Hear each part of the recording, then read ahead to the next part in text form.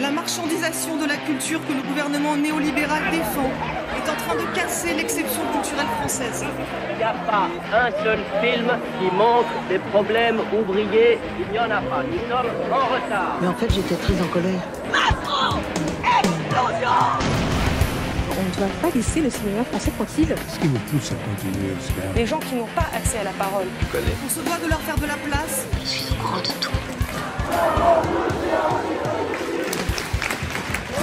Bienvenue dans le futur. Bonjour, bonsoir et bon après-midi et bienvenue dans le podcast Et pourtant ça tourne, le podcast consacré au cinéma, à la représentation et à la politique, mais surtout les trois en même temps. Aujourd'hui, je suis accompagné de Mao. Hello! Alors, nous sommes en pleine période de révision pour les partiels qui arrivent à grands pas. C'est pour ça que je vais voir des pièces de théâtre qui durent 6 heures, des finlandaises le jour même et je passe peu de temps à bosser. Bon, c'est faux, je bosse plus que les autres années, mais c'est toujours pas assez. Et je suis accompagné d'Hugo. Hello, alors moi je suis actuellement très fatigué parce que je suis en plein festival dont je vous parlerai plus tard dans ce podcast, mais je suis quand même très content d'être là. Et comme toujours, je suis accompagné de Marine. Salut les amis, moi ça va, de mieux en mieux, je sors d'un rhume de 1 semaine qui m'a vraiment tabassé, donc je vois le bout du tunnel et ça me donne le sourire. Et moi, je suis votre présentateur Elmar. En ce moment, j'essaye de rattraper un peu les albums que j'ai pas écoutés cette année. Donc on fait tous nos révisions un peu. Nous sommes du coup enfin en décembre, le mois où les magasins se mettent à jouer du Mariah Carey en boucle. Quel enfer. Mais c'est aussi le moment où les gens se mettent à partager leurs statistiques de musique sans savoir qu'ils font de la pub gratuite à des entreprises qui vaut 14 milliards de dollars et qui décident de payer leurs artistes que quelques centimes. Il n'y a aucune aigreur dans ce que je viens de dire. Et justement, en parlant d'art et d'artistes, comment se porte le cinéma en ce moment ? Eh bien, c'est exactement ce qu'on va voir aujourd'hui, en commençant avec un film très populaire et très apprécié en ce moment. Ce n'est rien d'autre que Wicked. Nouveaux étudiants, bienvenue à l'université de Shees. Ici, vous devrez vous attendre à l'inattendu. Wicked est réalisé par Jon M. Chu, avec au casting Ariana Grande, Cynthia Erivo et Michelle Yao. Hugo, toi, t'as l'air d'avoir bien apprécié le film. Bah ouais, alors déjà je pense que c'est important de recontextualiser pour les personnes qui nous écoutent qu'est-ce que Wicked. C'est donc basé sur l'univers du Magicien d'Oz, où je ne sais plus en quelle année, mais en gros après le film culte du Magicien d'Oz, il y a un roman qui a été fait qui en fait a totalement rebattu les cartes parce que le Magicien d'Oz c'est quand même très manichéen, c'est littéralement la méchante sorcière de l'Ouest. Et donc en fait c'est un roman qui présentait Elphaba comme quelqu'un de marginalisé par un espèce de régime un petit peu autoritaire. Je pense j'en reparlerai dans ma critique du film. Et donc ce roman-là a été adapté après à Broadway en 2003. Et donc ça a donné un film en 2024 et un autre film en 2025 puisqu'ils ont voulu le faire en 2 parties. Sur le film en lui-même, personnellement, c'est un film qui me faisait peur autant qu'il me donnait envie, pour la simple et bonne raison que, je vous l'ai dit la première fois que j'étais là, j'adore les comédies musicales, j'adore Broadway, et le mec, Jon M. Chu, qui a réalisé ça, c'est aussi le mec qui a fait In the Heights, qui est un des films que j'aime le plus parce que ça vient de Lin-Manuel Miranda, je vous reparlerai de ce monsieur aussi plus tard, et du coup, j'étais un peu dubitatif, d'ailleurs. Très honnêtement, si je n'étais pas là au dernier épisode, c'est justement parce que j'étais à la projection presse de Wicked.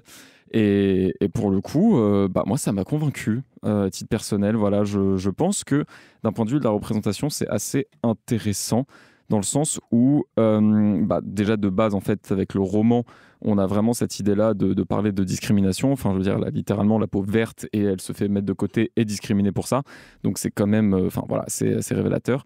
Et il y avait quelque chose, moi, c'est vrai que j'en ai beaucoup parlé à la sortie de Barbie qui m'avait un petit peu intrigué. C'est le fait que Barbie, bien évidemment, est un film qui se veut féministe et qui est féministe, mais qui est un peu...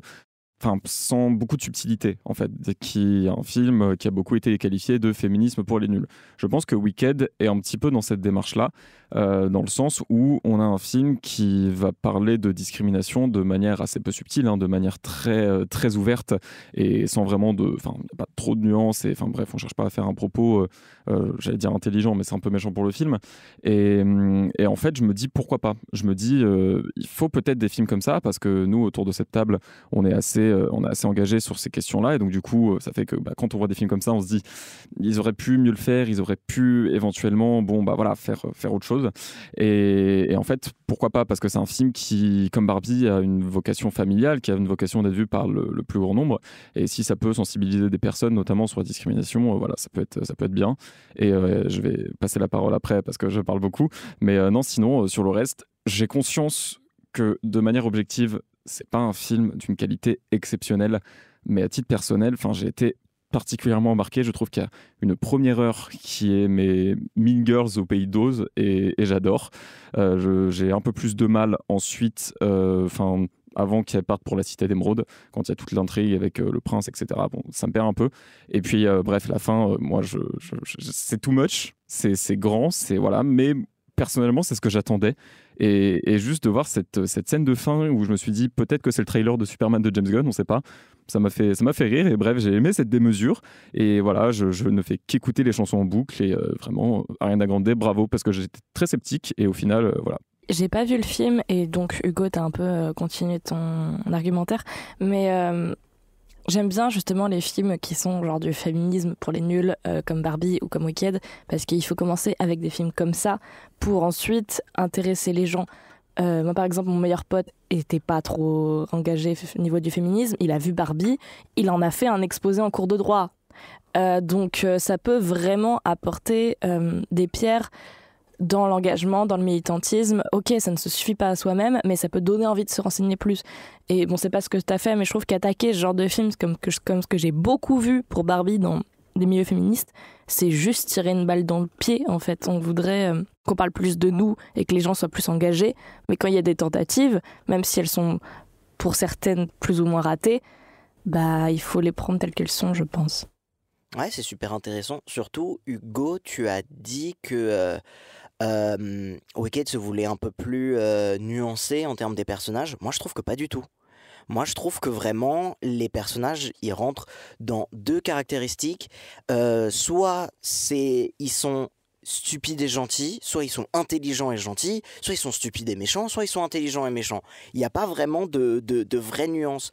Le personnage de Michelle Yeoh, honnêtement, est, je trouve, super mal écrit. Oui. C'est-à-dire qu'à aucun moment, je trouvais qu'elle avait quelconque caractéristique, elle avait quelconque atout, ou en tout cas, à aucun moment, je me suis dit, ce personnage est utile. Faut attendre 2 heures de film pour que tu te dises, ce personnage servait à ça. Et justement, moi, je trouve que le plus gros défaut du film, c'est qu'ils ont voulu le faire en 2 parties. Et qu'en plus de vouloir le faire en 2 parties, ils ont étiré le film, c'est-à-dire que en fait, je vois ce film comme du film étirable, littéralement. Petite métaphore, hein. On tire le truc et ça devient de plus en plus fin. Et c'est un film que je trouve très transparent dans ce que ça veut raconter. Alors évidemment, quand j'ai vu le film, au début, il y avait UGC Family, donc je me doutais que ça allait être un truc plus pour les enfants, et il n'y a pas de souci à ça. Mais je trouve honnêtement que dans son message de vouloir montrer les différences des personnes, je trouve que Le Magicien d'Oz fait mieux. Oui, je suis d'accord. Merci Marine. Ouais. Dis-nous en plus du coup. Ok. Non mais on t'écoute, ton avis nous intéresse. Écoute, du coup pour mon avis sur ce film, je l'ai vu hier. Il m'a pas paru si long que ça, mais je pense que c'est parce que je me suis vraiment laissée emporter et au bout d'un moment je me suis dit écoute, cherche pas à comprendre, arrête de vouloir trouver du sens à tout, juste je me suis laissée porter et le sens est venu à moi-même, même si, vraiment, si vous avez trouvé le sens de certaines séquences, appelez-moi volontiers. J'ai trouvé que le film, comme ce que tu reproches généralement Elmar, c'est qu'il a trop d'idées. Il y a beaucoup trop d'idées et beaucoup trop de thèmes qu'il veut aborder sans forcément les aborder en profondeur et sans forcément les garder tout au long du film. Par exemple, il y a un propos sur la défense des animaux qui apparaît comme un cheveu sur la soupe et qu'on oublie pendant, on va dire, plusieurs moments pendant le film, pendant des demi-heures, pendant des heures et tout ça, et qui revient comme ça, et après qui redisparaît, et qui revient, et qui redisparaît. Et pour moi, soit on l'utilise pendant tout le temps du film, et c'est un ressort dramatique, soit on l'utilise pas du tout parce que pour moi il n'a pas servi à grand chose parce que qu'est-ce que tu veux dire à propos de ça? Oui, on a compris que, enfin, je sais pas, j'ai trouvé que c'était hyper maladroit et très très mal amené alors que c'était des très bonnes idées. Et il y a les idées aussi de sa sœur en fauteuil roulant. Après il y a le personnage du prince qui arrive et pour moi le prince mais ne sert à rien, il n'a aucune utilité et il est juste beau et bête, mais on ne sait pas s'il est bête ou pas parce qu'à un moment il a une interaction avec Elphaba, après on ne sait pas où leur relation va amener. Et aussi je bascule sur autre chose qui m'a un peu chagrinée, c'est que les personnages basculent d'un côté et d'un autre en un claquement de doigts. C'est-à-dire que, et on ne prend pas le temps de nous expliquer ces basculements et pourquoi ils pensent ça. Par exemple, le personnage d'Ariana Grande, au tout début, on sait que c'est un personnage très superficiel, qui ne pense qu'à elle et qui n'a aucune amitié envers Elphaba. Et lors d'une scène d'une fête, en 10 secondes de temps, elle se dit « mais au final, moi aussi je vais devenir gentille, mais c'est pas bien tout ce que je fais depuis le début, je vais devenir sa copine et je vais m'afficher devant tout le monde en prenant le risque de me ridiculiser. » Et je vois que ça plaît pas trop à Hugo, je sais pas si c'est ça ou pas, mais... Bah écoute, juste sur ce moment-là, après je te laisserai continuer, et puis voilà, mais sur ce moment-là, c'est juste qu'il y a un truc qui le justifie, c'est que en fait, le personnage d'Elphaba lui permet d'accéder à ce dont elle rêve, donc elle se dit « Ah ok, donc en fait, moi j'ai voulu la ridiculiser et elle en échange elle fait ça, donc je pense que la remise en question est normale pour le coup à ce moment-là. » Oui, la remise en question est normale à ce moment-là, mais j'ai trouvé qu'elle aurait pu être précédée d'autres choses avant, parce qu'on n'a pas eu de vraie scène de conversation entre les deux filles, on n'a pas eu de scène où on pouvait avoir des prémices d'une amitié naissante, et là elles deviennent vraiment besties en 10 secondes de temps. Et pareil pour le basculement du personnage de Michelle Yao, elle bascule en 10 secondes de temps et vraiment elle passe de la gentille madame un peu mentor et tout à la grosse méchante. Désolée, alerte au spoiler, mais je pense que on s'y attend peut-être un petit peu, je sais pas, mais bref. Après, je tiens à saluer les costumes qui sont vraiment très très chouettes, qui sont incroyables, surtout ceux d'Ariana Grande. Vraiment, j'étais là, mais je veux cette robe, elle est magnifique.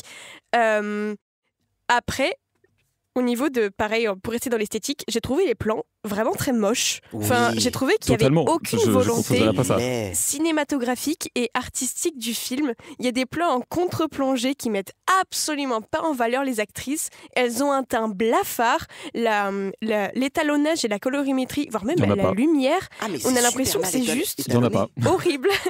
Et bref. Et aussi, il y a des plans qui sont extrêmement près. Il y a des trop gros plans. Et du coup, on ne voit pas le décor parce qu'il est flouté ou hors focus en arrière-plan. Et des fois, il y a des plans beaucoup trop larges. Et du coup, on ne voit pas les détails. Et il n'y a aucun entre-deux, j'ai l'impression. Et on ne donne pas au décor toute cette gloire qu'il aurait pu avoir. Parce que le film est... Enfin, les décors sont magnifiques. Et c'est vraiment... Enfin, j'y suis allée le voir pour ça. Parce que je savais que c'était du spectacle. Et que ça allait être des décors absolument somptueux. Mais on ne lui donne pas... On lui redonne pas toutes ces gloires. Et donc voilà. Après, qu'est-ce que je voulais dire d'autre ? Oui, petite anecdote, parce que ça m'a intriguée hier. On s'est posé la question avec la personne avec qui je suis allée voir le film, ce que le réalisateur avait réalisé avant. Et j'ai regardé. Et il a réalisé le film Never Say Never de Justin Bieber. Donc ça me fait un peu rire. Ouais, son film concert. Donc... Ouais, voilà. Faut savoir que John M. Chu, de base, c'est quelqu'un qui fait de la captation live, c'est un réalisateur de live. Il avait aussi fait le stand-up de Ken Jeong, You Complete Me Ho. Ho, c'est le nom de sa femme. Hein, c'est pas pour de vrai. Et justement, c'est genre l'entièreté du stand-up est sur ça, c'est assez drôle. Mais il a aussi fait, comment est-ce que ça s'appelle en français ? Insaisissable 2 ? Je crois. Ouais. C'est lui ? Ouais, Insaisissable 2, c'est lui. Il a fait Sexy Dance 3 aussi. Il a fait Sexy Dance 3, il a fait G.I. Joe. Il est... Ah oui, d'accord, donc on voit un peu c'est d'où il vient. Une filmo éclectique, on va dire. En fait, je pense que c'est un peu un yes man. Je pense. Et justement, c'est ça dans la réalisation que j'ai trouvé très dommage. C'est que, comme Hugo, j'adore les comédies musicales, j'adore ça. C'est-à-dire que rares sont les comédies musicales que j'ai pas aimées, même une que j'avais pas aimée et qu'au final j'ai un peu changé d'avis. C'était The Greatest Showman. C'est-à-dire qu'avant je détestais, puis après je me suis dit, ouah, je suis un peu un haineux. Le film est juste passable. Mais vraiment, ce que j'ai trouvé dommage, c'est que on voit qu'il y a des bons danseurs, on voit qu'il y a de la belle choré. Sauf que la caméra, elle fait rien avec. C'est-à-dire que même le plan avec genre les chaussures et tout, genre avec les bouquins, tout ça, ça aurait pu être grave stylé. Mais ça ne fait rien, ça ne fait rien. Et je me suis dit, mais c'est le gars qui nous a fait la scène des cartes dans Insaisissable 2, qui est super bien rythmée, qui est super bien faite. Alors bon, le trucage, moche, mais à part ça, la scène, elle est cool. Et justement, l'étalonnage n'aide pas parce qu'il y a des moments, le personnage d'Elphie, Elphaba, peu importe comment on veut l'appeler, on ne voit pas qu'elle est maquillée. C'est-à-dire que genre, elle aurait pu être maquillée en rouge, en jaune, n'importe quelle couleur. C'est tellement mal étalonné qu'il y a des moments où on ne voit pas qu'elle est maquillée. On n'arrive même pas à discerner le personnage. Je ne sais pas si c'était voulu dans la mise en scène, mais en tout cas, il y avait des moments, je me suis dit, est-ce qu'ils ont oublié de la maquiller ? Parce qu'on ne voit pas. En tout cas, moi, il y avait plein de moments, je ne vois pas. Aussi, c'est peut-être un spoiler, donc skipper 30 secondes après. Mais au début, quand on nous montre comment est-ce que Elphaba a été créé, tout ça, ça se voit de ouf que c'est Jeff Goldblum. Ça se voit de ouf que c'est Jeff Goldblum avec la maman. Quand le ministre il s'en va, c'est-à-dire que la silhouette c'est totalement lui avec son la da da da. C'est genre c'est Jeff Goldblum. Je suis le seul à avoir dit mais les gars c'est évident ou est-ce que vous ne l'aviez pas ? Ah d'accord, donc je suis le seul. Parce que moi ça me paraissait si évident. Est-ce que c'est parce que j'ai regardé une grande majorité de la filmographie de Jeff Goldblum ? Peut-être, mais rien que dans son chant, quand ils sont sur le piano et tout, même dans ses manières d'agir, Jeff Goldblum est très reconnaissable, je trouve. Donc c'est pour ça que je me suis dit, ok, d'accord. Donc le père, bah voilà. Je ne dirai pas plus parce que j'avais dit aux gens de ne pas du coup de skipper 30 secondes et je pense que ça va faire plus de 30 secondes que je parle. Mais est-ce Robin que fait oui de la tête derrière la vitre. Voilà. Donc du coup, je pense que c'est aussi un signe pour qu'on passe à autre chose. Est-ce que vous avez un dernier mot avant qu'on passe ? Moi, oui. Et c'est très rapide, mais du coup, ce fait que ce soit assez mal, voire même très mal filmé, très mal étalonné et qu'on n'utilise pas cet aspect cinématographique pour mettre en valeur le sujet et le spectaculaire, ce qui fait que ça donne que j'attendais le climax du film et un moment où ça allait exploser du début à la fin et j'ai trouvé qu'il n'y avait pas, soit c'était trop et ça durait trop longtemps, soit il n'y avait pas de nuance et j'ai trouvé que c'était soit trop tout le temps, soit pas assez tout le temps. Ce qui fait que j'ai eu du mal je suis restée sur ma faim, même si je pense que le climax a été atteint, voire même plusieurs fois, qu'il y a eu des explosions spectaculaires et je vois que Hugo me fait oui de la tête, mais je ne l'ai pas vu et vraiment quand je suis sortie... Alors que Defying Gravity, quoi. Lorsque je suis sortie de la salle, j'étais là, ok, j'ai pas eu ce vrombissement intérieur comme je peux avoir devant certains films et ouais, ça m'a j'ai été déçue de ça parce que je m'attendais vraiment à en prendre plein les yeux et j'en ai pas pris autant plein les yeux que ce que je souhaitais. Je veux bien un droit de réponse du coup, parce qu'en vrai, il y a des choses intéressantes dans tout ce que vous avez dit déjà sur Michelle Yeoh. Effectivement, bon, pour moi, le problème, c'est pas l'écriture de son personnage, c'est juste que c'est pas une bonne actrice. Mais bon, ça n'engage que moi. Pour moi, c'est juste que c'est pas une bonne actrice. Elle joue bien dans quelques films, mais en règle générale, je trouve pas que ce soit forcément une bonne actrice. Voilà, bref. Scandale. Ensuite, je me permets de revenir sur ce que j'ai dit, savoir sur les intentions du roman. Effectivement, c'est un film qui, quand je dis qu'il veut remettre un peu les cartes sur la table, c'est pas dans le sens apporter faire un film qui soit plus subtil, c'est juste essayer de voir les choses d'une autre manière. Et là, pour le coup, on a donc Elphaba qui donc est différente des autres parce que c'est la seule à être verte. En tout cas, j'ai pas vu d'autres gens verts dans le film, corrigez-moi si je me trompe. Mais du coup, c'est la seule. Et en fait, le duo est intéressant. Et aussi, je trouve le choix d'Ariana Grande intéressant là-dessus parce que du coup, Glinda, c'est un petit peu le symbole de la perfection dans ce monde-là. C'est un petit peu... à la fin, non, c'est Glenda. Oui, je sais. Mais je voulais pas spoiler. Et du coup, oui, il y a ce symbole-là. Et donc, du coup, je trouve ça intéressant d'avoir pris Ariana Grande parce qu'on a parlé de The Substance, qui donc mettait en scène un idéal avec Margaret Qualley. Et là, je trouve le fait que ce soit Ariana Grande intéressant parce qu'ils auraient pu, pour justement mettre en scène cet idéal et le critiquer, prendre une femme qui est blanche, qui est fine, un peu comme Margaret Qualley, sauf qu'ils ne l'ont pas fait. Et ça, je trouve intelligent. Je me permets aussi d'envoyer une petite balle perdue, un gros tir plutôt, à la critique absolument infâme du journal Le Parisien, justement, parce que qui s'est permis de critiquer, mais d'une manière horrible, le physique d'Ariana Grande dans ce film. Ouais. Laissez les femmes tranquilles. Genre, enfin bref, ça m'a rendu fou. Et en plus, bon, la critique est mauvaise outre ça, mais c'était assez scandaleux. Je vois Mao qui rigole, mais en même temps, enfin, faut dire les choses. Bref, et voilà. Donc non, sinon pour moi, je trouve voilà. Après, tu parlais il faut des films qui, en termes de féminisme et tout, je considère pas que ce soit le sujet principal du film, le féminisme. Je pense que c'est plus sur tout ce qui est discrimination. Là, plus on va dire racisme. Enfin, pour moi, justement, quand tu parlais des animaux, pour moi, c'est pas un film qui a vocation à avoir un propos animaliste. Pour moi, c'est parce qu'il faut contextualiser. Les animaux dans ce film parlent et donc sont magiques et enseignent et tout. Et donc, du coup, oui, effectivement, on essaye de les mettre en cage et de les empêcher de parler. Donc, pour moi, c'est vraiment, et c'est le discours du magicien d'Oz, un discours qui est pour moi beaucoup plus sur la montée du fascisme qu'un propos animaliste. D'ailleurs, il y a ces mots du magicien d'Oz dans la bande-annonce. Ah oui, mais d'où on vient, on désigne un ennemi commun et en fait ça marche mieux, après les gens ils sont heureux. Ok, bref, je vais pas atteindre le point Godwin, mais on a compris quoi. Et donc du coup, pour moi, c'est vraiment un film qui est beaucoup plus centré. Pour moi, je ne divague pas, Elmar, parce que pour moi, c'est un film qui est centré sur le fascisme et ce que c'est le fascisme. Et pour le coup, voilà, c'est un film, encore une fois, qui le fait peut-être de manière assez peu subtile, mais qui fonctionne bien. Voilà. Et je suis d'accord avec ce que tu as dit quand tu as parlé de Barbie, Mao. Et voilà, pour moi, c'est pour ça que c'est un film génial. Et bref, il y a un duo trop bien, il y a des chansons trop bien, et je trouve que c'est ce que Disney en fait devrait faire comme film, et ça fait 2 années qu'ils se font surpasser, l'an dernier par Wonka et l'année d'après par Wicked. Pour rester un peu sur ce thème de comédie musicale, il y a un film qu'on a beaucoup parlé, nous l'équipe du podcast, mais avant ça, on a un petit cours d'histoire cinématographique de la part de Marine. Vas-y, éblouis. En effet, Elmar, je vais vous parler de l'histoire du cinéma queer parce que c'est quelque chose qui m'a vraiment turlupiné dans la tête ces derniers jours et je me suis dit il faut absolument que je vous en fasse une chronique. Comme ça, on va tous être sur la même longueur d'onde lorsqu'on parlera du film suivant.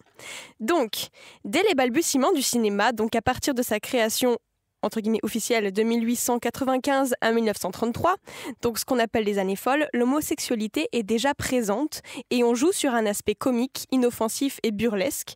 Il s'agit des acteurs qui se travestissent par déguisement et qui créent une sorte de quiproquo comme dans les films de Chaplin ou de Keaton où on peut voir des personnages déjà habillés de manière extrêmement burlesque et donc on peut sous-entendre que ces personnages appartiennent un petit peu à la communauté queer. Bref, ces comédies des erreurs, entre guillemets, jouent sur les apparences et les identités et elles connaissent un pic de popularité dans l'Allemagne pré-nazie avec notamment le film « Je ne voudrais pas être un homme » de Ernst Lubitsch en 1918. Ces personnages sont vraiment des clichés ambulants par contre et on les appelle les sissies. Ils sont flamboyants, gentiment ridicules, presque exotiques. Ce sont des caricatures grotesques et immédiatement identifiables par le public. Il faudra cependant attendre 1918 avec le premier film ouvertement militant, différent des autres de Richard Oswald, l'un des premiers films à représenter clairement et sérieusement des homosexuels, mais en dépit de son succès, il est interdit et détruit par les nazis. Même si les représentations sont très rares dans les films qui montrent un amour gay ou lesbien, la fin n'est jamais heureuse, tout simplement. Les personnages concernés n'ont qu'une issue, la mort. Vers 1929, s'impose la figure de la garçonne chez les femmes et on peut la rapprocher à un cliché archétype du personnage lesbien. En effet, elle porte des vêtements plutôt masculins, donc des tailleurs noirs, des vestes blazer. Elle apparaît jusque-là comme symbole de l'émancipation féminine. Par exemple, le personnage de Marlène Dietrich, qu'on adore, dans Cœur brûlé de Josef von Sternberg en 1930. Donc, dans le début des années 30, l'arrivée au pouvoir du parti nazi éradique les personnages d'homosexuels du cinéma allemand. À Hollywood, on instaure le magnifique Codex, qui est pour rappel une liste de règles morales à suivre pour passer la censure. Et évidemment, toute représentation LGBT est perçue comme perversion sexuelle et elles sont bannies. Donc durant 30 ans, les réalisateurs et seulement quelques réalisatrices sont obligées de ruser pour déjouer ces interdits et pour cela, ils dissimulent leurs propos derrière des personnages de dandys décadents, de meurtriers pervers ou de malades dénaturés. Ils avaient aussi pas le droit de parler de tomates. Le Codex. À noter. C'est tellement logique en plus. Les années 40 annoncent l'arrivée d'un nouveau genre, le film noir. Dans un univers nocturne et trouble, les homosexuels se font une toute petite place, malgré le code Hays. Ils et elles sont rangés du côté du crime, de la perversion, des outrages aux valeurs américaines et à la virilité, mais ils sont là quand même. On peut citer le personnage de Mrs. Danvers, la gouvernante dans Rebecca de Hitchcock, qui est subtilement amoureuse de sa défunte patronne. En parallèle à ça, un cinéma underground se développe, représentant l'homosexualité par la célébration du corps dans des œuvres singulières, généralement des courts-métrages diffusés clandestinement pour déjouer la censure, comme Fireworks, réalisé en 1947 par Kenneth Anger, qui avait seulement 20 ans à l'époque, ou alors Un chant d'amour en 1950 de Jean Genet. Au cours des décennies suivantes, les images LGBT foisonnent dans le cinéma expérimental indépendant, donc le cinéma non classique et non conventionnel, grâce à des cinéastes comme Jack Smith, Andy Warhol ou Barbara Hammer. Le mot d'ordre sera « laisser deviner », car en effet, l'interdiction d'expliciter l'homosexualité conduit les cinéastes à utiliser d'un sous-texte crypté et de jouer sur les métaphores pour déjouer la censure. On peut citer Un tramway nommé Désir de Elia Kazan en 1951, La fureur de vivre de Nicholas Ray en 1955, La chatte sur un toit brûlant de Richard Brooks en 1958, ou encore le très connu Certains l'aiment chaud de Billy Wilder en 1959. Nous arrivons ensuite aux années militantes, les années 60, et là on a des tas de changements. Donc de 1, on a l'abandon du code Hays à Hollywood, la dépénalisation de l'homosexualité en Grande-Bretagne et en Allemagne, et les émeutes de Stonewall à New York. Une nouvelle génération de cinéastes avant-gardistes apporte des mouvements nouveaux, tels que la nouvelle vague française, le free cinema en Angleterre, ou encore le nouveau cinéma allemand. Les représentations de ce personnage LGBT sont de moins en moins ridicules et de grands cinéastes affichent ouvertement leur homo/bisexualité, comme, et j'ai appris ça en faisant la chronique et ça m'a un petit peu surprise, voire ça m'a amusé, Pier Paolo Pasolini, Rainer Fassbinder, Luchino Visconti, sans se cacher d'exploiter le sujet dans leurs films, comme Théorème de Pasolini en 1968. Oui, je ne le savais pas. Après de longues années de travail et de lutte, et même si les représentations LGBT restent quasi impossibles dans les pays arabes, en Afrique et en Russie, de nombreux films accompagnent les transformations sociétales ou s'opposent à des politiques homophobes dans divers endroits du globe, comme à Cuba, avec Fraises et chocolat en 1993, en Inde, avec Nikhil, mon frère en 2005, en Corée du Sud, Le roi mon clown en 2005, en Serbie avec La parade en 2011, en Afrique du Sud avec Les initiés en 2017 ou encore au Kenya avec Rafiki en 2018. Il faudra cependant attendre 2017 pour que le premier film LGBT soit oscarisé, et il s'agit de Moonlight de Barry Jenkins, faisant le portrait d'un jeune homme doublement minoritaire, à la fois gay et noir. Ça va suivre une tendance dans les années 2010, une célébration des communautés queer, notamment mis en lumière par le biais des festivals internationaux. Citons 120 battements par minute de Robin Campillo en 2017, Titane de Julia Ducournau qui a reçu la Palme d'Or en 2021, mais aussi des œuvres des cinéastes audacieux et audacieuses tels que Céline Sciamma, Xavier Dolan ou Lucas Dont. À noter que ces films n'enferment plus le personnage dans le rôle du gay, de la lesbienne ou du trans, mais les traitent en tant qu'individus ayant une personnalité propre et des vraies convictions. Par exemple, dans 120 battements par minute, on montre la lutte à la fois individuelle et collective contre le sida à travers l'association ACT UP Paris. Aujourd'hui, les histoires systématiquement tragiques entre les personnages LGBT est révolue et on compte un public de plus en plus large qui raffole de ces romances comme Call Me By Your Name de Lucas Guadagnino en 2017, de Passion lesbienne comme Portrait de la jeune fille en feu de Céline Sciamma en 2019, et même Disney se met à produire des films LGBT avec Love Simon de Greg Berlanti en 2018, la première comédie romantique gay destinée au grand public. Et je fais une petite dédicace à ma mère qui adore ces films de romance LGBT. Bref. C'est donc sans surprise que le premier long métrage d'Alexis Langlois, Les Reines du Drame, présenté cette année à la semaine de la critique du Festival de Cannes, a touché mon cœur. Cette véritable ode à la communauté queer, bourrée de références pop et aux années 2000, à l'esthétique léchée rose pailletée et à la bande originale plus acide qu'un bonbon au citron, fait partie de mes coups de cœur de l'année et sûrement de ma vie entière.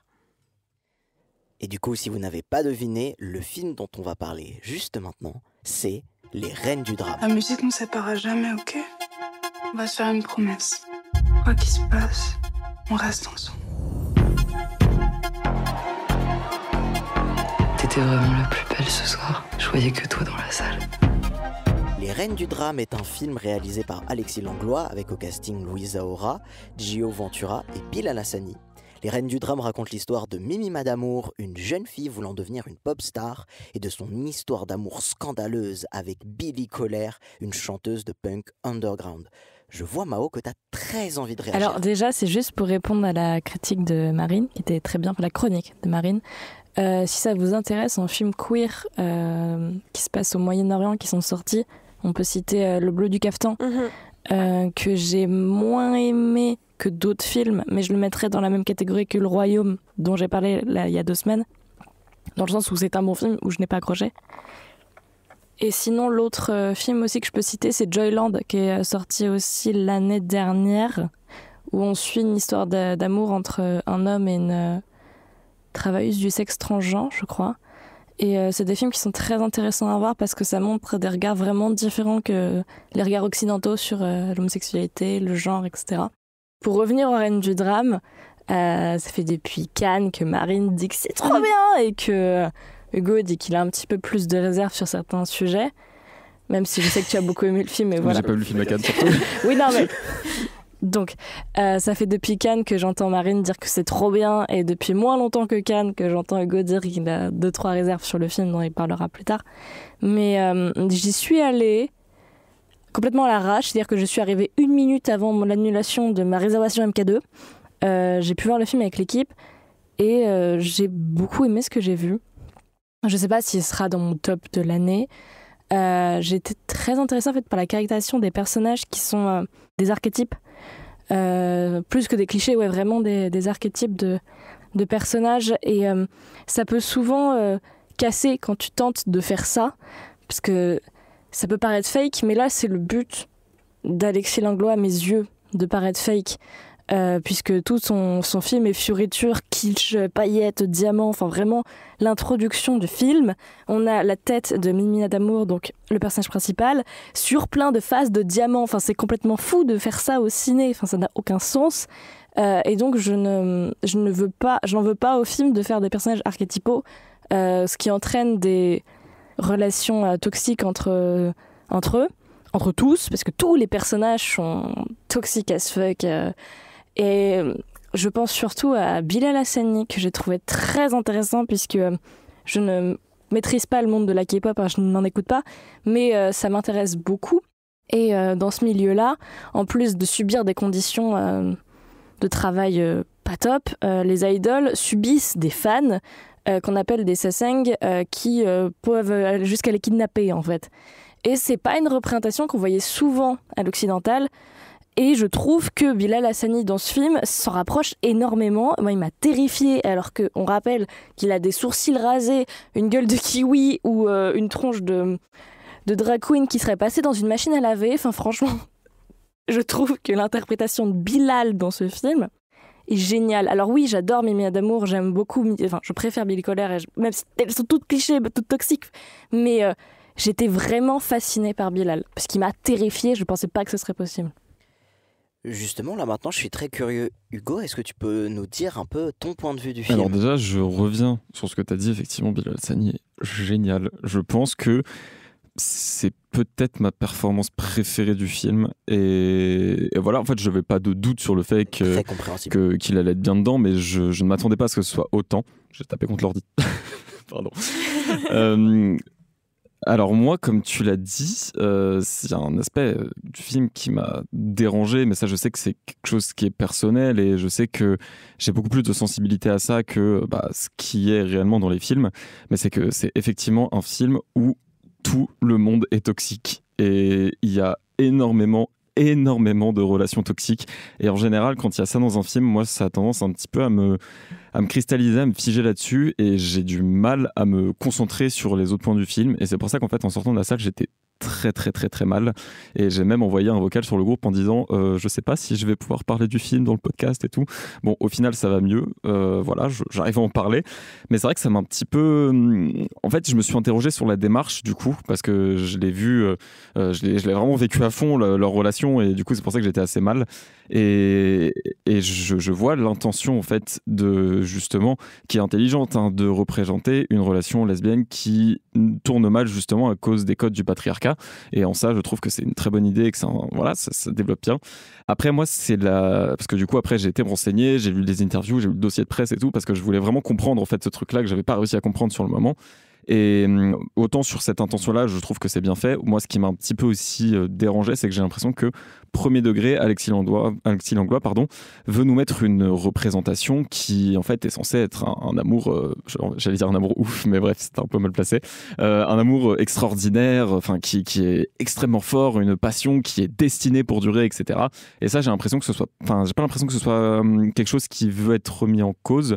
J'ai plus l'impression que le fait que les personnages s'aiment mal, et donc du coup que c'est la faute du patriarcat, ça oui, mais j'ai l'impression que cet amour est vraiment représenté tel quel. Et moi, c'est un amour avec lequel j'ai beaucoup de mal, enfin en tout cas à titre personnel. Ça rapproche ce que disait Roland Barthes sur le mythe de l'amour romantique, et voilà, moi c'est un truc qui me donne un peu de mal. Maintenant, je trouve que cette relation est l'occasion d'apporter énormément de choses, et c'est pour ça que je la trouve quand même bien écrite, parce que il y a un nombre de propos et de critiques qui sont faites. Je pense à tout ce qui est culture légitime, culture illégitime, qui peut aisément en fait, ressortir grâce à cette relation-là. Il y a aussi le fait d'être déconstruit et d'être pas tellement déconstruite pour Mimi, qui fait que on voit bien que ça vient du milieu social et tout. Donc il y a énormément de choses et énormément de propos politiques en une seule relation. C'est pour ça que j'ai vachement remis en question mon premier avis quand je suis sorti de la salle. Et voilà, enfin, c'est un film qui continue d'évoluer dans ma tête parce que du coup, je vois d'autres aspects à chaque fois que j'y repense. Mais c'était quand même très compliqué, voilà. Et donc du coup, tu parlais de la BO. Moi, je vais juste dire que Elmar, tu parlais des résumés musicaux de l'année que tout le monde partage. Je tiens juste à dire que si Les Reines du Drame étaient sorties plus tôt, Patouche aurait clairement été dans mes résumés, quoi. Voilà. Et en fait, j'ai pensé à un truc pendant que tu parlais, la relation de Billy Colère et Mimi Adamo m'a beaucoup fait penser à un livre que j'ai écouté, qui est un livre de Virginie Despentes. Et je sais pas s'il y a une inspiration du côté d'Alexis Langlois, c'est Bye Bye Blondie, dont j'ai parlé la semaine dernière, enfin il y a quelques semaines plutôt. Donc là c'est une relation hétéro, même si quand Virginie Despentes l'a adaptée en film, puisqu'elle était en couple avec une femme à ce moment-là, elle l'a rendue en film lesbien. C'est une relation qui est très toxique, qui commence dans l'adversité, si je puis dire, puisque l'homme et la femme se rencontrent dans un hôpital psychiatrique. Et à la fin du livre, en fait, étonnamment, je peux pas dire que c'est un happy end, mais on verra plus tard, il y a un changement du côté des personnages, on va dire psychiquement, et qui peut amener, on va dire, quelque chose de plus positif sur la suite, après un événement tragique. Et en fait, j'ai un peu ressenti ça, sans légitimer, je vois que tu bouges la tête, dans Les Reines du Drame, j'ai ressenti ça dans leur relation, qui est une relation que je ne glamourise pas du tout, que je ne souhaiterais pas à grand monde, ce n'est personne, mais elle est intéressante en fait, parce que c'est une relation qui se passe... En fait, je pense qu'elle ne pourrait pas se passer dans un autre pays, dans une autre époque ou à un autre moment. Dans le sens où ça se déroule dans le milieu du star system français en 2005. Il y a des codes qui, génèrent un type de relation flinguée. Si jamais, mettons, le film s'était passé en 2024 ou dans un pays autre que la France, peut-être que ça aurait été différent. Après, il y a les caractères qui jouent, mais je pense que sans les excuser, leur milieu socio-culturel joue beaucoup, en fait. Je suis totalement d'accord. Moi, Les Reines du Drame, ça m'a fait un truc très bizarre parce que c'est la première fois de ma vie où je vois un film et que je le trouve sympa. Et ensuite, je parle un peu avec l'équipe du film et ça m'a fait apprécier encore plus. Vraiment, c'est un film qui, en fait, est très attachant et surtout, le plus on réfléchit au film, le plus je trouve que, en tout cas moi, j'ai apprécié beaucoup plus de détails.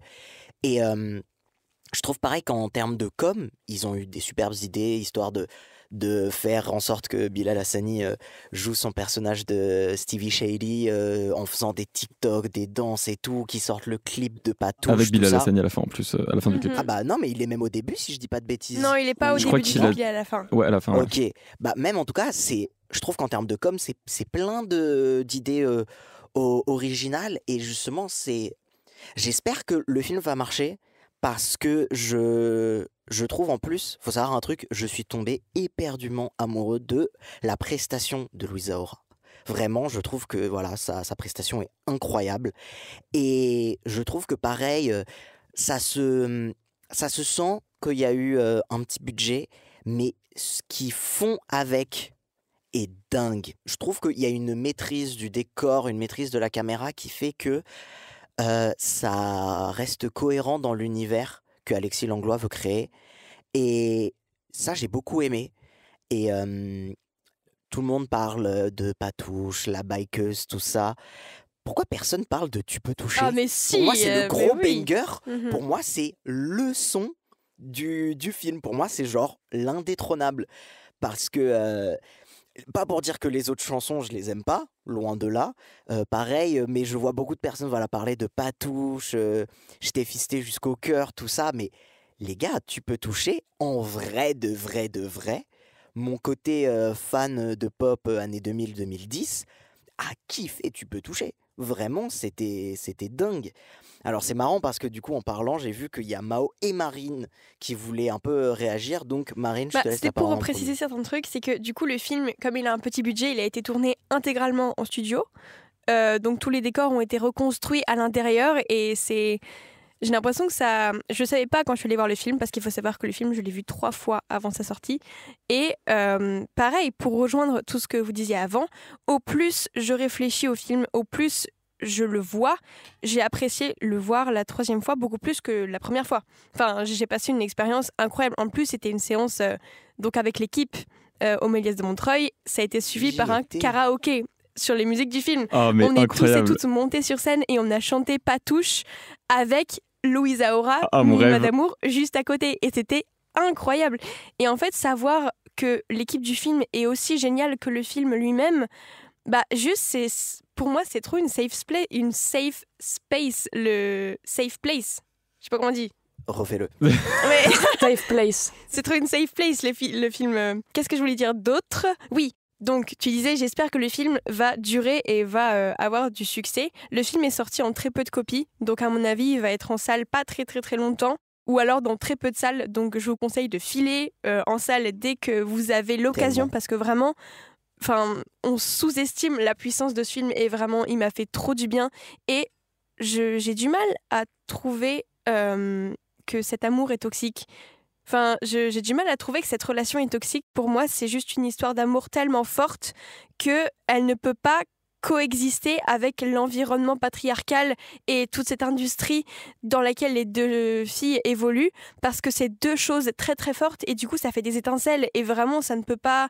si elles avaient été dans une petite maison à la campagne, évidemment elles auraient vécu un amour prospère, machin, et c'est tout ce que je leur souhaite, mais bref. Et donc j'ai l'impression qu'elles ont tellement... C'est le paradoxe entre soit tu choisis ton destin, tes rêves à toi, ou alors tu choisis ton amour, ton histoire d'amour. Et j'ai pas trouvé que c'était toxique. Ou alors il y a peut-être un truc de toxique que je n'ai pas vu parce que j'étais trop surprise ou émerveillée par le film. Mais j'ai du mal à voir cet aspect toxique. Donc je pense que ça dépend vraiment déjà de notre expérience personnelle. Donc je légitime totalement ton ressenti, Hugo, ne t'inquiète pas. Mais J'avais pas de doute. Hein. Mais bref, c'est mon opinion dessus. J'ai du mal à être objective sur le film parce que vraiment, je l'ai adoré. J'ai un énorme coup de cœur pour les acteurs, les actrices, pour la réalisatrice Alexis Langlois qui a fait des films incroyables avant. On lui doit Les Démons de Dorothée ou un autre film, j'ai oublié le nom. Mais il paraît que ces courts-métrages sont très bien. Oui. Et ça met vraiment en lumière toute une communauté qui est rarement mise en lumière. Et d'ailleurs, ça se voit, les endroits où ces personnes performent, c'est généralement des endroits qui sont très sombres. Les drag shows, généralement, c'est dans des bars un peu underground qui sont pas trop mis en lumière. Et là, vraiment, le fait que ce film déjà soit présenté à la Semaine de la critique de Cannes, ça lui donne peut-être une légitimité à être vu, mais également, ça lui donne un accès critique, à la critique et des articles dans la presse. Il y a Vogue qui a fait un article sur les reines du drame et plein d'autres médias, je suis sûre. Et voilà. Donc j'espère que le film aura du succès. Mao, je vais te laisser le dernier mot sur les reines du drame. Justement, parce que moi c'était assez concluant ce que j'allais dire. Je rejoins complètement le point de vue de Marine sur la toxicité ou pas de la relation, même si j'ai argumenté avec ce que tu disais, Hugo. Je pense que ce qui est vu comme de la toxicité, et je suis complètement d'accord sur ça par contre, c'est la scène qui rend hommage à Combini. Je sais pas si tu pensais à ça. Même avant, je veux ok. dire, la scène qui fait découler d'années d'amour, je la trouve mais horrible, elle a été insupportable à regarder. Et tu vois, c'est ce que tu disais, et c'est aussi le vécu, l'expérience personnelle. Et moi, en fait, ce pourquoi tu as dit, moi je ne trouve pas qu'elle soit toxique, moi c'est précisément pour ça que je trouve qu'elle est toxique. Donc après, c'est les visions de chacun et tout, mais voilà. Et du coup, juste pour revenir, en fait, vous parliez de budget tout à l'heure, et le manque de budget peut donner des excellents films. C'est ce qu'on voit avec Les Reines du Drame, et ce qu'on a vu avec Teddy, l'un des premiers films des réalisateurs du prochain long métrage dont on va parler. Avec A Ghost Story aussi. A Ghost Story, je n'ai pas vu A Ghost Story. Et moi j'ai une question à poser à tout le monde, et j'attends vraiment juste un oui ou un non. Les Reines du Drame au César, est-ce qu'on y croit ? Je crois pour Louisa Aura. Ah, c'est la même raison de mon côté. Je pense que ça y sera. Inch'Allah, comme on dit en Bretagne. Non.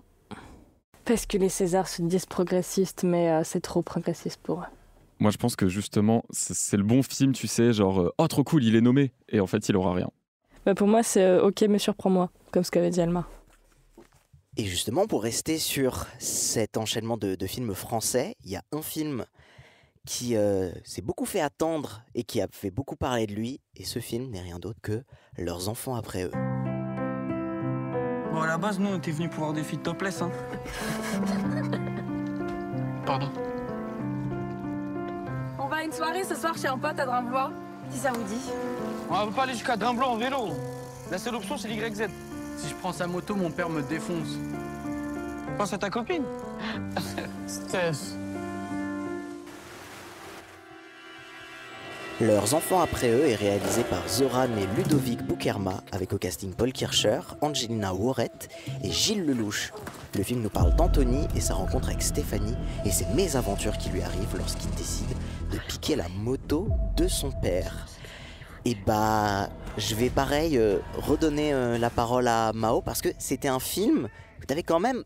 T'étais intrigué d'aller le voir. J'étais plus qu'intriguée, c'est le film que j'attends le plus de 2024 depuis un an. Voilà, parce que je suis absolument fan de Ludovic et Zoran Boukerma, qui viennent de ma région, je crois, qui ont réalisé Teddy, qui... et pas leur premier film techniquement, leur premier film c'est Willy Ier, d'ailleurs leur acteur principal est décédé, mais c'est le premier film qu'ils ont fait tous les deux. Oui, Teddy est un film fauché, et en fait, c'est peut-être pour ça que c'est ça qui m'a plu. Bref, ils ont fait l'année du requin, où ils ont eu plus de budget, et ils répudient un peu leur film. Et quand ils ont annoncé Leurs enfants après eux, savoir que moi, ce livre m'intrigue, parce que c'était un livre à la base de Nicolas Mathieu qui a eu un concours, j'étais hyper hypée. Si vous voulez, la couverture du livre, il y a deux ados qui s'embrassent dans un grand jardin, avec de l'herbe, etc. Je l'ai lu cet été, et déjà, ça a été la première puce à l'oreille. Je n'ai pas aimé le livre. C'est-à-dire que, ce qui n'a pas aidé, c'est que j'ai lu mon livre préféré après, enfin, un de mes livres préférés, dont j'ai déjà parlé.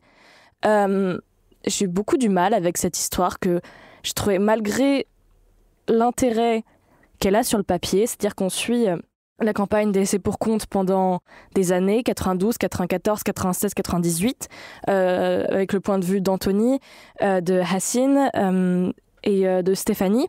Donc c'est un livre choral. Donc ça, c'est intéressant sur le papier, mais je l'ai trouvé très cliché. Ces personnages n'arrivent pas au stade d'archétype, contrairement aux Reines du Drame. Ça reste vraiment en surface, et moi, il y a des moments où ils me sont sortis par les yeux. Mais c'était les Boukerma qui faisaient le film, qui traitent très bien la campagne. Teddy, ça m'a vraiment touchée aussi pour ça. Donc, j'envoie un message sur le groupe, je dis « Oui, qui veut venir voir le film avec moi ?» Je ramène Elmar et Robin. Et bon, on n'a pas aimé. On n'a pas aimé du tout, même si je sauve plus le film que le livre, parce que la réal des Boukerma, moi, m'intéresse. La colorimétrie du film m'a tapé dans l'œil, sans mauvais jeu de mots. Elle est plutôt chaude, et en fait, elle a vraiment un côté plombant. C'est-à-dire que les personnages se font chier, les personnages étouffent, et ça se retranscrit, je trouve, à l'image. Par contre, il y a aussi certains plans qui sont intéressants. Je pense qu'il y en a un qui marquera beaucoup. Ce n'est pas un spoil, quand il y a un personnage qui marche dans son hall, dans sa cour d'immeuble, avec un autre personnage sur un toit qui le suit. Ils sont pas au même endroit du cadre, mais ils marchent à peu près simultanément. Cette scène est très très intéressante. Il y a des idées de mise en scène qui sont cool. Par contre, au niveau de la musique et au niveau du scénario, c'est à la limite de la catastrophe. Je vais m'arrêter là pour l'instant. Je pense qu'elle m'en reprendra, mais je vais détailler plus. Moi, j'ai pas du tout vu le film. Okay. Juste, j'avoue que j'ai un très mauvais, j'ai pas le mot. Pressentiment. Pas pressentiment, mais préjugé. C'est pas préjugé, mais bref. Bon, bref. A priori, merci.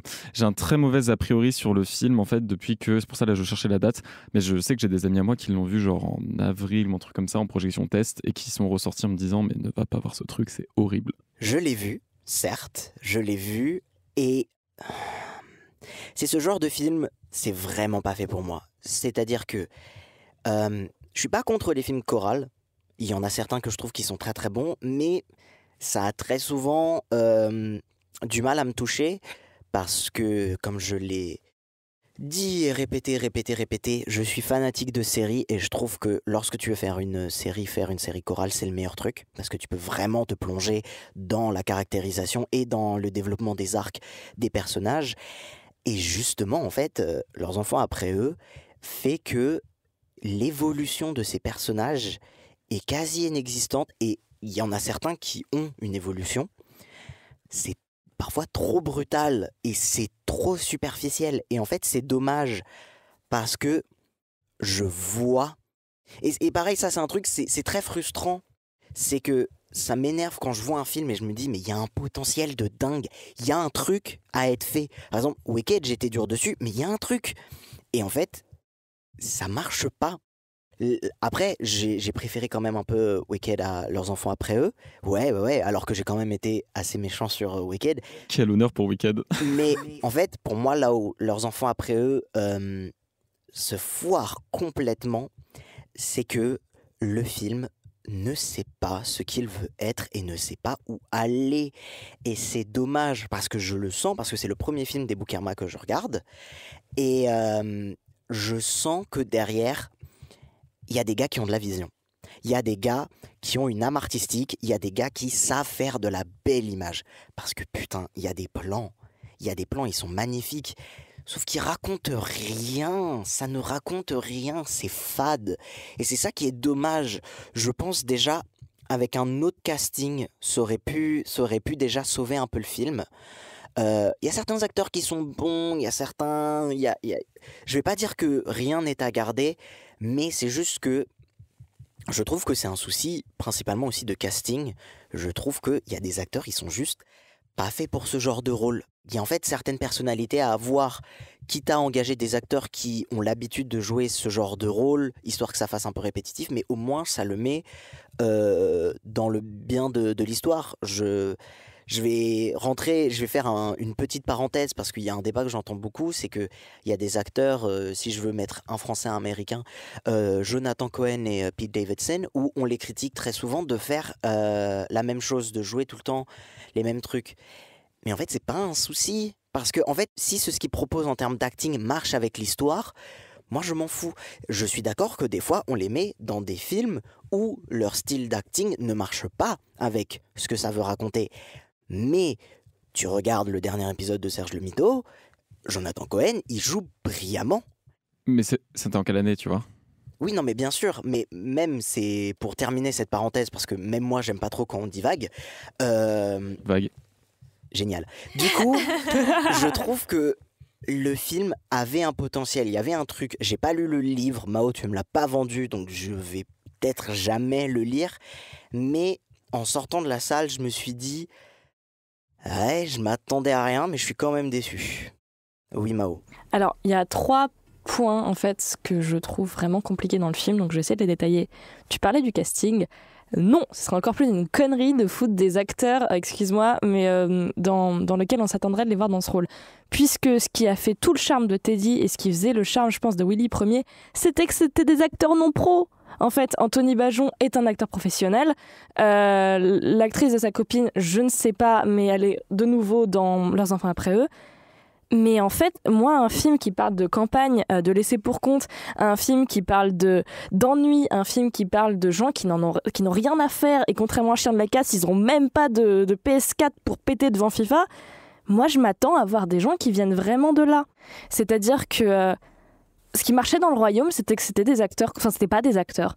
Et j'aurais trouvé tellement plus de sincérité dans ce film si le père n'avait pas été Gilles Lelouch. D'ailleurs, j'en ai marre de voir Gilles Lelouch dans des rôles où il joue toujours soit un flic, soit un mec alcoolique, soit un bagarreur. Gilles Lelouch n'a jamais été aussi bien que dans Je verrai toujours vos visages où il joue un mec qui s'est fait séquestrer. Gilles Lelouch n'est jamais aussi bien que quand il pleure. J'en ai marre de le voir toujours dans le même archétype, justement. Moi, j'aime beaucoup Paul Kircher. Je sais qu'on n'est pas d'accord au plateau. Moi, il m'a pas dérangé dans le film. Mais j'aime beaucoup Lydie Vinsanier, elle joue très bien. Mais mettez-moi une dame de la campagne. Enfin, je sais pas si elle a pas grandi à la campagne, Lydie Vinsanier, mais déjà ça m'énerve. Surtout que c'est peut-être une histoire de producteur, etc. Mais les Boukarma savent gérer des non-pros. Ensuite, le scénario, bon, ça c'est aussi attrait au livre, mais on a vu des adaptations qui adaptent pas de façon littérale des films, enfin des livres ou des pièces de théâtre. C'est pour ça que Juste à la fin du monde est mon adaptation préférée, même si je sais que tout le monde n'est pas d'accord avec moi. Parce que je trouve que le fait d'avoir changé certaines scènes, ça rend justement justice au cinéma. La tirade d'Antoine n'est pas cinématographique, donc à mes yeux, le choix qu'a fait Xaïe Dolan de l'enlever, même si c'est la meilleure partie de la pièce, aussi à mes yeux, c'était très bien. Et là, même si j'ai pas aimé le livre, je m'en rappelais très bien. Du coup, c'est pas passé parce que j'avais lu ça, il y avait déjà des choses qui me posaient problème en lisant. Je veux bien que ça se passe en 90, mais la représentation des personnages arabes qui sont forcément des petites frappes en banlieue, j'en ai marre. Vraiment, en fait, il y a plein de soucis pour ça. À côté, j'espère, ça peut paraître un peu antithétique, mais que le film marchera. J'espère qu'il fera un carton au box-office parce que les Boukarma savent réaliser des films, les Boukarma savent dire des choses et je sens qu'ils aiment par contre leurs films. Je sens qu'ils voulaient vraiment faire un truc bien et qu'à leurs yeux ils ont fait un truc bien. Donc je veux bien avoir le dialogue d'un pisse-froid si jamais à l'avenir en fait ils ont plus de reconnaissance on va dire de grand public, parce qu'ils adaptent un Goncourt qui a très bien marché. Toutes les avant-premières ont été complètes. J'ai des potes qui n'ont pas pu rentrer, alors que ça fait longtemps qu'il est en avant-première. Moi, j'espère qu'il marchera. J'espère qu'il aura un César, ou en tout cas une nomination. Pas parce que j'aime bien, mais parce que si ça peut leur apporter du blé pour qu'ils puissent ensuite développer des trucs qu'ils savent faire, par exemple un nouveau film de genre, je serais contente d'être passée par là. Pour rebondir et clôturer sur ce que tu disais, je pense que mon propos sur les acteurs qu'ils auraient dû choisir a été mal compris. Pour moi, c'était dans le pire des cas qu'ils devaient prendre ce genre de truc. C'est que pour dire que le choix de casting qu'ils ont fait, pour moi, c'est même pas le pire des cas. C'est juste un cas random. C'est que vraiment, je ne comprends pas les acteurs du coup qu'ils ont choisis. Je suis d'accord avec Gilles Lelouch, je suis d'accord en tout cas avec ce que tu disais, tu vois. Parce que, pas de souci, s'ils veulent prendre des non-pros, si derrière ils savent les diriger, moi il n'y a pas de souci. Comme j'avais dit pour Le Royaume, j'adore les Safdie Brothers. Et eux, ce qu'ils font, c'est principalement du casting sauvage. Mais pour terminer, du coup, sur leurs enfants après eux, encore une fois, il y a un potentiel. Et j'espère aussi pour les Boukarma que du coup leur film va marcher parce que comme j'ai dit, je sens qu'il y a une âme d'artiste, je sens qu'il y a des gens qui ont de la vision et de la passion.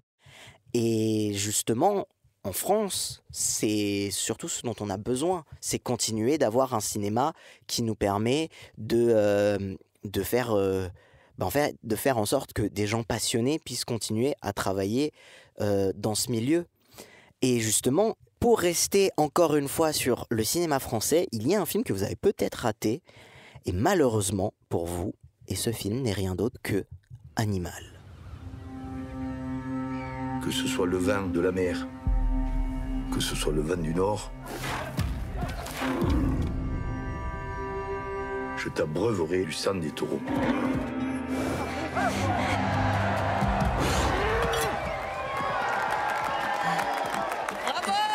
Animal est réalisé par Emma Benastan, avec au casting Oulaya Amara, Damien Rebatel et Vivian Rodriguez. Animal suit l'histoire de Nejma en Camargue, une jeune fille qui s'entraîne à la course au taureau malgré le mystère d'un animal qui se met à tuer des hommes. C'est un film que j'ai failli voir. Moi aussi. Je voulais aller le voir, sauf que je n'ai pas pu. Donc, Marine, j'ai très envie de savoir ce que tu en as pensé. Je suis très mitigée sur le film parce que déjà, j'étais malade pendant la séance. On se rappelle de mon rhume, rhume / bronchite / bref, grippe.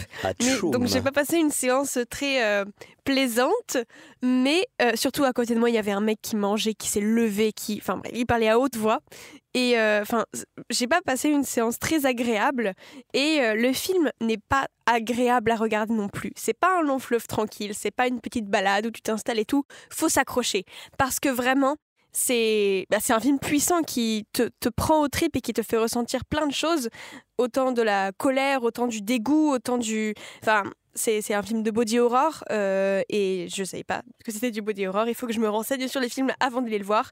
Et vraiment, je sais pas si vous avez vu Tiger Stripes cette année, mais c'est quasiment la même histoire de transformation d'un corps qui se déforme associé à une expérience féminine.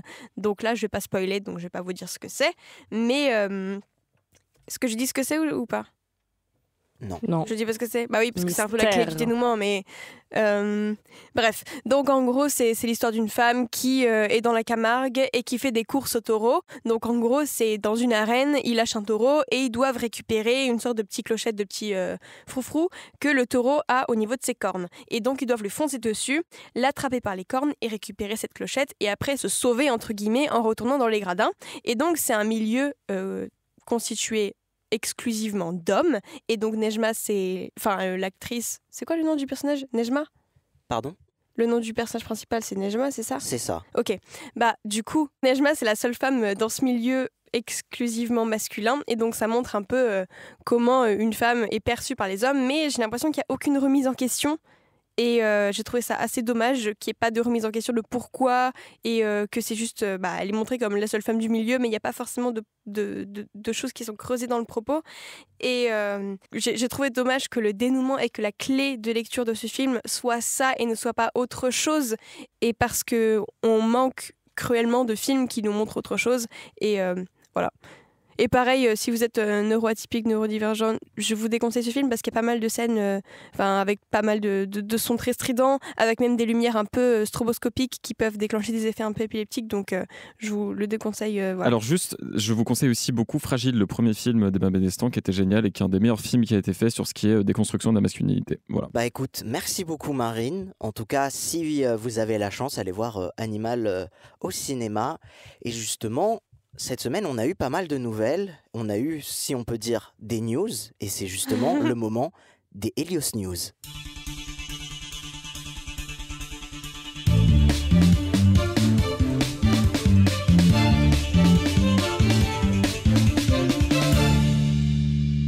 Bonjour. Alors, en ce moment, c'est vrai qu'il se passe beaucoup de choses politiquement, donc j'avais pas forcément envie de revenir sur toutes les petites dingueries qui sont en train de se passer. Juste, on peut faire une seconde de silence pour Michel Barnier. Voilà, au revoir, c'est fini, ciao. Bref, non, je voulais en profiter pour vous donner des conseils, des moyens de vous informer directement par rapport à tout ce qui se passe, sans passer par des médias qui peuvent vous influencer ou vous forcer à penser d'une certaine façon. Et puis surtout, pour pas, vous faire contrôler par des milliardaires, notamment, qui détiennent la plupart des médias. Voilà. Donc, d'abord, pour commencer, la semaine dernière, Hugo et moi, on est allés à l'Assemblée nationale. Voilà, c'était la première fois qu'on y allait. On a testé et c'était juste trop bien. On va y retourner toutes les semaines. Donc, je vous conseille vraiment d'essayer de faire ce truc-là. C'est tout simple. Vous allez sur Internet, vous tapez assister à une séance publique de l'Assemblée nationale. Vous regardez l'ordre du jour, vous choisissez les sujets qui vous intéressent et puis vous y allez. Alors, le seul truc un petit peu chiant, c'est qu'il faut être en mode PNJ pendant toute la durée de la séance parce que vous n'avez pas le droit de réagir, de sourire et tout. Donc, il fallait voir Hugo et moi quand on se regardait, parce qu'il y avait une députée macroniste qui était en train de dire « Oui, à 64 ans, on est encore super en forme pour travailler. » C'était hyper frustrant de ne pas pouvoir péter un câble, mais globalement, c'était super intéressant. Et moi, qui suis un gros nerd de l'Assemblée nationale, de pouvoir être là et voir en fait que c'est vraiment là qu'on débat de nos vies, de nos droits, j'ai vraiment eu des frissons. C'était incroyable et donc je vous conseille vraiment de faire ça. Puis deuxième chose, je vous conseille aussi d'aller sur le site de l'Assemblée nationale. Alors ça peut faire un petit peu peur comme ça, mais en vrai leur site est super bien fait, vous pouvez retrouver toutes les propositions de loi, tous les amendements, vous pouvez les trier, les rechercher, etc. Et ça permet vraiment de se rendre compte comment fonctionnent les choses. Et en vrai, c'est pas si compliqué que ça à lire, c'est assez simple. Et ça permet vraiment de savoir directement qu'est-ce que les députés veulent, qu'est-ce qu'ils disent, sans passer par de la vulgarisation qui peut parfois être assez mal faite. Et ensuite, troisième moyen d'action et d'information, c'est la chaîne YouTube de l'Assemblée nationale. Alors, c'est une pauvre chaîne YouTube avec genre 5000 abonnés et ils sont tout le temps en live. Du coup, ils live les séances publiques, les commissions, etc. Et à chaque fois, je suis seule sur les lives, genre premier degré, il n'y a que moi. Donc, allez-y, donnez-leur de la force parce que c'est hyper important d'aller voir par soi-même ce qui se fait. Et en ce moment, notamment, il y a une commission d'enquête sur les violences faites dans le secteur audiovisuel et dans le cinéma. Donc une commission d'enquête, c'est quoi ? C'est des députés qui vont faire des tables rondes avec donc, des gens concernés par les propositions de loi qu'ils veulent faire. Donc en l'occurrence des exploitants, des producteurs, productrices, des actrices, etc. Tout est dispo sur la chaîne YouTube de l'Assemblée nationale. N'hésitez pas à les voir. Bon, c'est des vidéos qui durent parfois 2, 3, 4, 5 heures. Mais en vrai, en fond, pendant que vous révisez ou quoi que ce soit, c'est super intéressant. Et puis, dernière petite chose, j'ai dit que je ne parlerai pas de médias, mais je vous conseille 3 médias. Premièrement, Clément Viktorovitch, qui est un docteur en sciences politiques, notamment axé sur les discours, qui fait des streams quasiment tous les matins et qui va venir décrypter les discours parce qu'en ce moment, il y a beaucoup de choses extrêmement fausses qui sont en train d'être dites et des discours fallacieux. Donc, c'est super important d'être critique dessus. Il y a également Jean Massier, pareil, streamer, vulgarisateur politique sur Twitch, pareil, qui va venir plutôt expliquer, si vous y connaissez rien, il va vous expliquer de manière assez humoristique comment ça se passe, l'Assemblée et tout. Il a aussi son talk show, l'émission Backseat, donc si vous préférez le format un peu traditionnel télévision, où il y a des chroniqueurs, chroniqueuses, des invités politiques. Et enfin, la chaîne Blast, qui est un média indépendant, financé par le public en fait, de la chaîne. Voilà, donc je vous conseille vraiment de vous renseigner en ces temps troublés, en ces temps complexes. C'est important de ne pas passer par des médias détenus, encore une fois, par des milliardaires pour s'informer et se faire sa propre réflexion critique. Voilà, et bon courage à tout le monde donc, en ces temps un peu compliqués. C'était les Helios News. Merci beaucoup, Helios.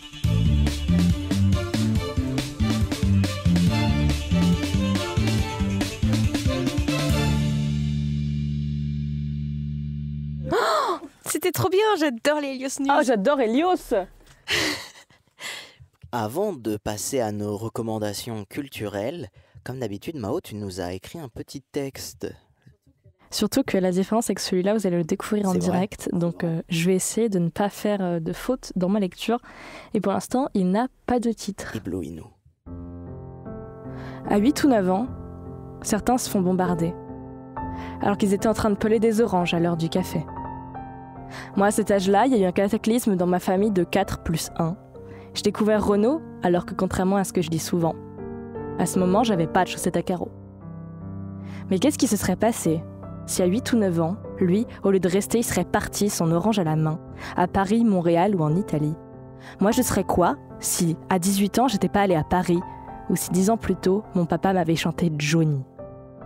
Si son père n'était pas rentré pour la première fois bourré du PMU quand il avait 8 ou 9 ans, peut-être qu'Anthony aurait une jolie maison avec Stéphanie, ou serait parti main dans la main avec Hassine faire le tour du monde. Le livre et le film auraient été sûrement meilleurs. Si sa maman ne lui avait pas tiré les cheveux alors qu'elle faisait simplement se câliner ses Barbies, à peine 8 ou 9 ans, peut-être que Mimi Madamour serait devenue criminologue et lui aurait présenté sa charmante amoureuse punk et botaniste. Mais jusqu'à preuve de contraire, ces réalités, bien que peut-être attrayantes, ne sont pas à notre portée. Je suis une presque artiste déjà fauchée.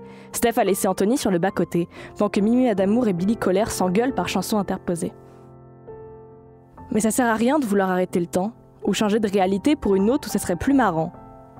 Puis peut-être que dans une obscure temporalité, Anthony a cramé avec sa moto, Billy Colère est hétéro, et moi j'ai une collection de t-shirts Calogero.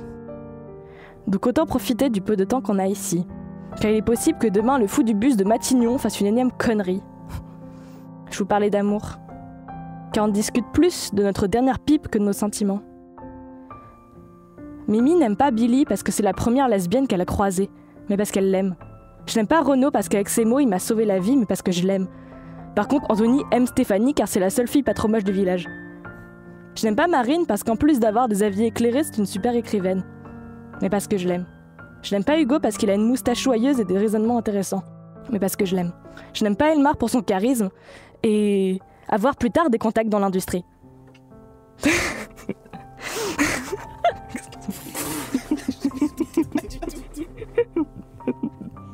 Mais parce que je l'aime.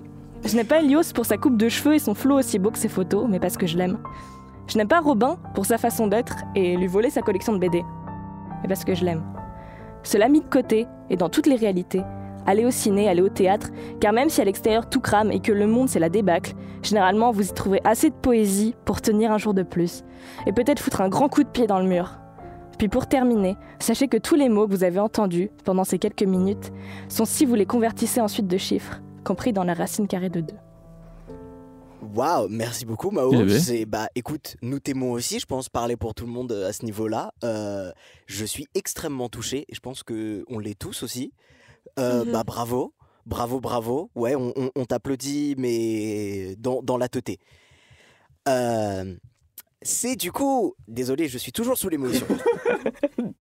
C'est le moment des recommandations culturelles. Hugo, quelle est ta reco cette semaine ? Écoutez, moi je vous l'ai dit au début, je suis en train de faire un festival qui s'appelle le PIF, donc le Paris International Fantastic Film Festival, qui sera peut-être terminé au moment où l'épisode sort. En tout cas, voilà, c'est beaucoup d'épuisement parce que je fais un épisode de podcast par jour, donc des fois je vois 4 films par jour et j'en parle après. Mais c'est quand même un festival génial. Hier, on a vu un film qui sortira en salle, donc c'est pour ça que je me permets de le conseiller, qui s'appelle The Wailing, qui n'est pas le film de Nao Jing, mais qui est un premier film espagnol qui est absolument super et qui m'a fait peur comme il y a longtemps qu'un film d'horreur m'avait pas fait peur comme ça. Et si je peux me permettre, parce que du coup il y aura un petit peu d'avance par rapport à la sortie, je vous conseille mercredi, oui c'est mercredi qui sort Vin Dieu, voilà, que oui, on a été beaucoup à voir à Cannes et donc du coup on en parlera peut-être la semaine prochaine, mais du coup j'anticipe, allez voir ce film, c'est génial. J'ai trop envie de le voir. Oui, c'est trop bien. Oh là et toi Mao, qu'est-ce que tu nous recommandes cette semaine ? Alors, j'ai une double reco. La première, je vais la faire le temps que je cherche le nom du deuxième, enfin des deuxièmes. Hier, j'ai été voir la pièce Racine carrée du verbe être. Donc, le texte en était largement inspiré, dont la phrase je ne t'aime pas parce que mais parce que je t'aime. Je sais pas comment je pourrais... J'ai même pas envie de trop résumer. En fait, je vais juste vous dire que c'est la vie d'un mec. Il lui arrivait un truc canonique à 8 ou 9 ans. Et ensuite, on va développer 5 réalités si il a été parti à Paris, Montréal ou d'autres endroits. J'ai pas envie que de saluer Moajdi Mouawad pour sa pièce parce que c'est clairement pas le seul derrière. Certes, il l'a écrit, mais les acteurs et les actrices sont faramineux et faramineuses. Vraiment, il y a une femme précisément qui a... Je ne sais même pas comment c'est humainement possible d'emmagasiner autant de paroles et autant les jouer bien. Parce que la pièce dure 6 heures, il y a 2 entr'actes. C'est vraiment compliqué à scaler ça dans une journée, mais c'est vraiment à voir. Et sinon, j'ai vu un concert d'un groupe finlandais qui s'appelle Mostetiot. Je m'excuse pour la prononciation du nom. Ce blaze ne vous dira peut-être pas quelque chose. Par contre, si vous avez vu Les Feuilles Mortes, normalement, vous avez en tête cette scène iconique de 2 femmes en pyjama, lunettes de soleil, et moi, j'avais un effet Mandela, c'est-à-dire que j'étais persuadée qu'elles avaient un chapeau de cow-boy rose. Elles n'ont pas de chapeau de cow-boy rose. Qui chante une chanson absolument tragique, tellement tragique qu'elle a fait rire toute la salle. Quand je l'ai vue, moi, j'étais en larmes. Et donc, j'écoute cette chanson en boucle à cause d'Hugo depuis 1 an. Et mercredi, je me suis dit, j'ai envie de découvrir ce groupe. J'allume mon téléphone, je veux savoir quand elles passent en concert. Elles passaient mercredi soir. Donc, elles n'ont fait qu'une date. Elles sont arrivées comme elles sont venues. Ça a duré 1h30. Elles nous ont pas dit bonjour, elles nous ont pas dit au revoir. C'était formidable. C'est-à-dire que... Donc c'est des Finlandaises, tu ne pipes rien aux paroles et j'ai envie de te dire heureusement parce que ça te parle de suicide, de gens qui sautent de balcons, de dépression, de famine, de guerre, d'Ukraine et tu l'entends, enfin tu le sens quand tu écoutes les paroles, enfin quand tu vibes sur les paroles plutôt, mais je conseille vraiment ce groupe, elles ont un univers de fou, c'est 2 sœurs et waouh, elles ont genre 1500 fans sur Deezer, allez les streamer. Ok, super. Marine, qu'est-ce que tu nous conseilles cette semaine ? Alors, j'ai une reco, mais je pense que ça va intéresser seulement certains et certaines d'entre vous. Parce que si vous savez, si vous me connaissez, vous savez que j'adore les tatouages. Et je suis une grande fan des tatouages. Et récemment, je me suis fait tatouer une 4e fois la semaine dernière. Heureusement que mes parents n'écoutent pas le podcast. Et... donc je vais vous conseiller le salon dans lequel je suis allée. Donc c'est un salon dans le 10e arrondissement qui s'appelle Mystery Tattoo. Et alors je l'ai trouvé d'une manière un peu comique parce que je suis allée sur ChatGPT pour demander des salons de tatouage petit budget et il était dans la liste. Donc j'ai regardé un petit peu la description des personnes qui y travaillaient, j'ai regardé leur site, un petit peu leur direction artistique. J'y suis allée moi-même un vendredi après-midi, enfin bref. Et le salon m'a beaucoup plu. Ils étaient extrêmement gentils, donc j'ai pris rendez-vous. Et évidemment, j'ai été très conquise. La femme qui m'a tatouée était adorable. Ils sont spécialisés dans le tatouage inspiration japonaise, donc c'est une manière assez spéciale de tatouer, mais qui me plaît énormément.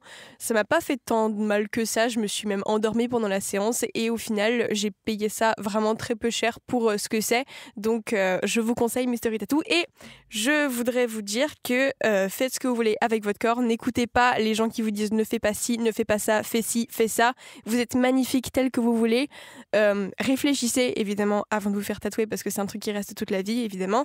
Comme les enfants. Oui, également. Mais faites ce que vous voulez avec votre corps. C'est votre corps, votre choix. Et vous êtes magnifique tel que vous êtes déjà. Merci beaucoup. De mon côté, pareil, double recommandation comme Mao.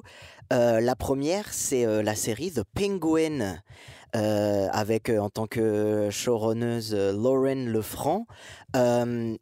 Justement, on parlait des suites la dernière fois et justement, dans les suites et dans les spin-offs, comme on a pu parler la dernière fois, je trouve que c'est une des meilleures façons de le faire. Je ne sais pas si vous avez aimé le Batman de Matt Reeves, mais en tout cas, du coup, ça se passe dans le même univers. Colin Farrell reprend le personnage du pingouin et c'est incroyable, c'est super bien fait. C'est 8 épisodes, si je ne dis pas de bêtises, et c'est super bien géré. Et moi, ça m'a juste donné envie d'avoir plus de cet univers-là. Ça marche super bien. Vous pouvez même regarder la série sans avoir vu The Batman. C'est génial. Et c'est une super adaptation du personnage du pingouin. Et Colin Farrell est un acteur que j'apprécie énormément. Ma deuxième recommandation, devinez quoi? C'est un album. C'est un album de quoi? C'est un album de rap. De rap? Mais non. C'est quoi? Ça se mange? L'album que je vous conseille d'écouter, c'est GNX de Kendrick Lamar. Pourquoi? Parce que c'est Kendrick Lamar, tout simplement. Et parce que c'est génial. C'est, je pense, son album le plus fun. C'est celui, je pense, le plus accessible. Mais ça reste profondément lui.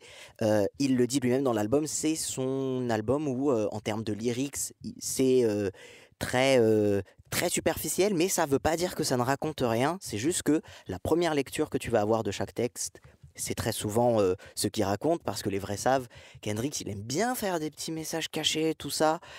GNX, moi je conseille énormément, surtout si vous êtes fan de West Coast hip-hop, parce que du coup c'est vraiment un hommage à là où du coup notre bon vieux Kendrick a grandi, et très très cool. Et apparemment, beaucoup de personnes théorisent que c'est la première partie d'un double album. Ça se trouve, je dis n'importe quoi et qu'un double album ne va pas sortir, mais en tout cas, soyez à l'affût. GNX est très très cool. Et si je peux lâcher un autre truc, ma chanson Howl in the Night est toujours disponible sur toutes les plateformes. Voilà. Allez streamer. Allez streamer. Merci beaucoup.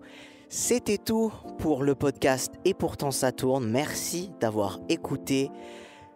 Allez voir et appréciez l'art et faites votre propre avis. Et nous vous souhaitons à tous une excellente journée. Au revoir. Au revoir. Bonne route, partenaire. Vous partez quand? On fout nos histoires. J'ai envie de fermer et d'aller me coucher. Alors tu vois, je suis fatigué là. Vous avez fait du bon boulot ce soir. En dépit de tout ce qu'on peut vous raconter, les mots et les idées peuvent changer le monde. Au revoir, monsieur Simon.